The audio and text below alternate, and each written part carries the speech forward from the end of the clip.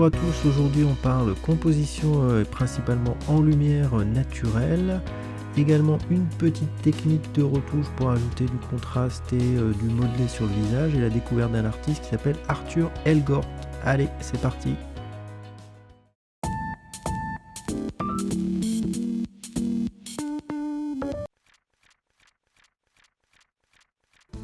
Ce qui est super, c'est que comme les musiciens ou les pianistes qui jouent qui produisent de la musique sur un clavier qui est composé de touches noires et de touches blanches, et ben nous en tant que photographe on peut jouer entre la lumière et les ombres, les valeurs sombres, les valeurs claires et créer de magnifiques compositions. La vie, c'est vraiment ce mariage des contraires qui produisent souvent de très beaux effets. Donc c'est un vrai challenge à chaque fois de trouver des endroits et trouver de quoi justifier ce beau mariage entre lumière et ombre. J'ai photographié cette mannequin dans les rues de Paris, dans l'entrée d'un parking, en bas des marches, et là le jeu c'était ou l'intention en tout cas, c'était de mettre l'accent sur ses émotions, son regard, l'intensité de son regard, et pour intensifier justement ces éléments, nous avons pris le parti de l'habiller avec des vêtements sombres. Elle avait bien sûr ses cheveux sombres et de mettre le make-up qui est assez renforcé, qui permet de faire ressortir ce regard. De contraindre aussi la lumière, puisque elle est descendante, elle ne peut pas trop se réfléchir puisque les murs sont assez sombres. Et bien sûr les réglages de l'appareil avec ouverture à f9, f10 et une vitesse assez élevée pour justement supprimer beaucoup de la lumière ambiante. Là on a l'endroit d'où on a shooté et également la photo brute que vous pouvez voir à gauche pour donner le résultat final en noir et blanc.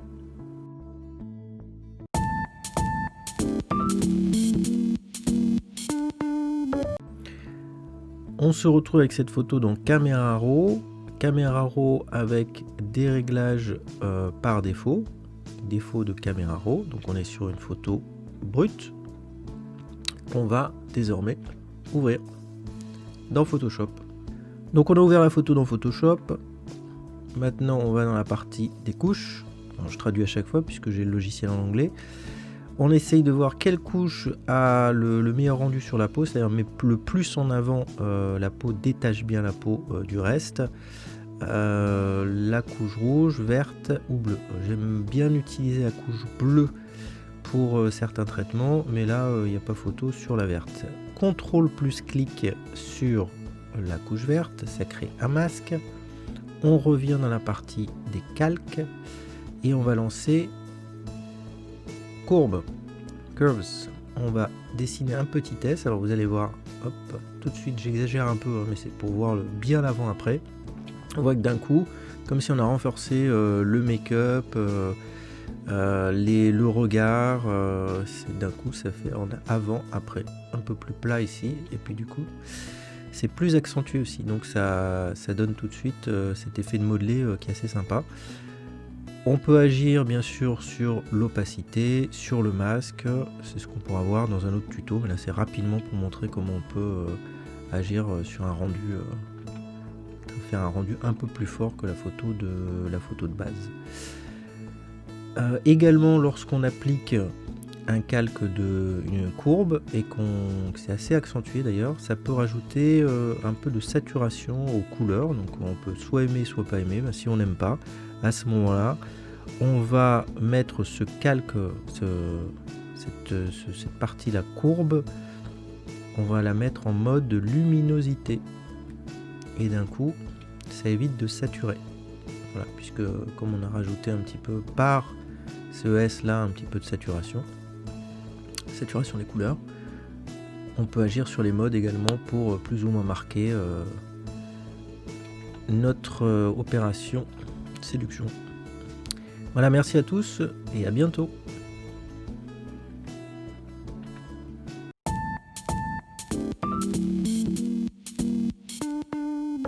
Alors ma découverte du jour, enfin découverte assez récente, c'est Arthur Elgort dont vous pouvez découvrir le travail sur son site arthuregot.com, qui est un photographe et réalisateur qui est né dans les années 40 à New York, qui a étudié la peinture, entre autres, et qui a été publié assez tôt dans les magazines de mode. Son travail est assez divers, il est également représenté dans les galeries.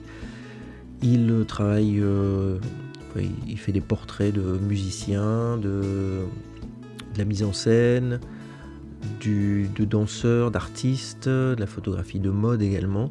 Ce que j'aime dans son travail, c'est son sens de l'espace, ce grain, bien sûr, particulier des années 70, c'est noir et blanc, mais particulièrement son travail de la mise en scène et sa capacité à raconter une histoire, une image. Voilà, comme chaque fois qu'on rencontre des personnes qu'on peut appeler des maîtres ou des gens qui sont particulièrement inspirants, si vous ne le connaissez pas, allez découvrir son travail, inspirez-vous, et comme toujours, ce qu'on fait, c'est que on regarde, on tente d'imiter, et après on trouve sa propre voix, sa propre signature personnelle, son univers. Bonne découverte! Et voilà, ce premier épisode est désormais fini. N'hésitez pas à me laisser vos commentaires pour que je puisse m'améliorer, à vous abonner à la chaîne si vous voulez qu'elle décolle un petit peu, à liker. Et puis je vous dis à très bientôt. Continuez à profiter de vos talents, à inspirer, à être inspiré, et puis à communiquer autour de vous votre passion. Vous pouvez me rejoindre sur le compte Instagram, je suis sous le nom de laurent.art. À très bientôt, au revoir.